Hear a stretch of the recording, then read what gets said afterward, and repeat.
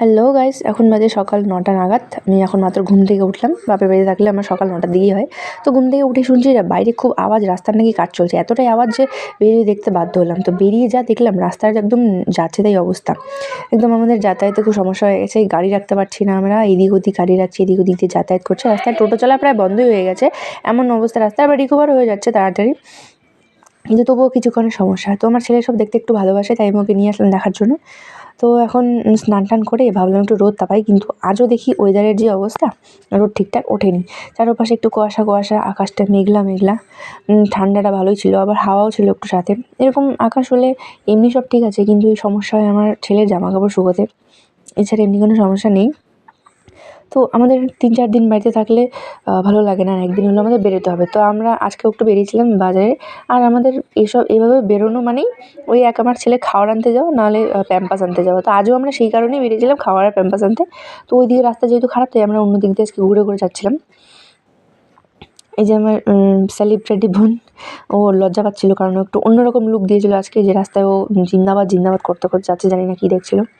তো কিছুটা যাওয়ার পর ও বলছে যে, দে আমি একটু পুচকুকে নিই, কারণ ও নেয় না, কারণ ও নিজেও বাচ্চা, ভয় পায় যে বাই চান্স রাস্তায় যদি পড়ে ঠরে যায় তাহলে দুজনেই ব্যথা পাবে, এর জন্য রিস্কও নেয় না। আমি ওকে দিই না, আমার কাছেই রাখি। তো রাস্তাটা ফাঁকাই ছিল, তাই বলছে যে, দে আমি একটু নিয়ে যাই।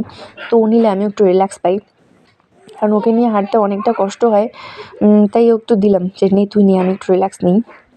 তো অনেকটা দূর ঘুরে ঘুরে যেতে হচ্ছিলো। তো এখানে পাপা ছিল, পাপাকে আমাদের চাবি দিতে হতো, কারণ আজ বাড়িতে কেউ নেই। আমরা তালা মেরে চাবি এখানে দিয়ে তারপরে আমরা বাজারে যাবো। তো আমার ছেলেকে নিয়ে ওয়েট করছিল, বেলুন দেখাচ্ছিল, কারণ ওর ঘুম পেয়ে গেছিলো, কান্না করছে, তাই ওকে রাখার চেষ্টা করছে একটু। তো চাবি দিয়ে আমরা বেরিয়ে পড়লাম। দেখো আমার ছেলে সত্যি ঘুমিয়ে পড়েছে কিছুটা রাস্তা হাঁটতেই।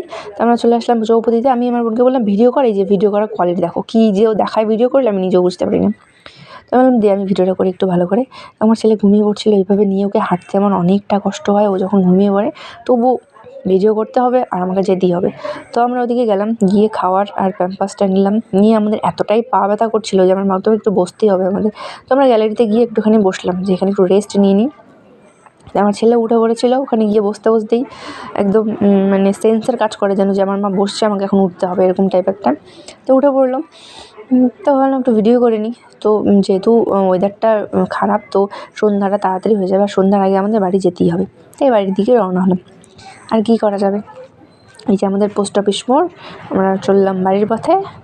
আর এই যে ইম্পর্টেন্ট দুটো, যেটার জন্য আমরা 2 দিন পর পর বাজারে যাই আর ব্লগ করি, আমার ছেলের খাবার আর প্যাম্পাস, এই যে দুটো ইম্পর্টেন্ট। দেখো আজ আমার বোনকে ভালোই লাগছিলো দেখতে, ও একটা ইউনিক টাইপ লুক দিয়েছিল, লুক দেওয়ার চেষ্টা করেছিল। ওর নাকি পা চলছে না, ওর নাকি পা ব্যথা করছে, রাস্তায় যেতে যেতে মাঝে মাঝে বসে পড়ে, দিদি আমি আর হাঁটতে পারবো না। আবার বলছে যে, দি আমার স্ট্যামিনাটি দেখ, আমি এখন মানে আমার ছেলেকে আর কি, আমার ছেলেকে ঘুঞ্চু বলে ডাকে, বলে যে দেখ আমি ওকে নিয়ে হাঁটতে পারবো। তো 2 মিনিট হেঁটে আর পারছে না হাঁটতে, বলে নিয়ে দিদি নিয়ে চলে আসছি। এই আমরা বাড়ি চলে আসলাম। এই দেখো আমাদের রাস্তার অবস্থা। এই রাস্তা দিয়ে হাঁটতেও কষ্ট হয়, শু পরে হাঁটলেও যথেষ্ট কষ্ট হয়, পায়ে খোঁচা লাগে, ব্যথা লাগে, পা এদিক ওদিক বেঁকে যায়। ভিডিওতে এতটুকুই। কেমন লাগলো সবার অবশ্যই কমেন্ট করে জানাবে। টাটা।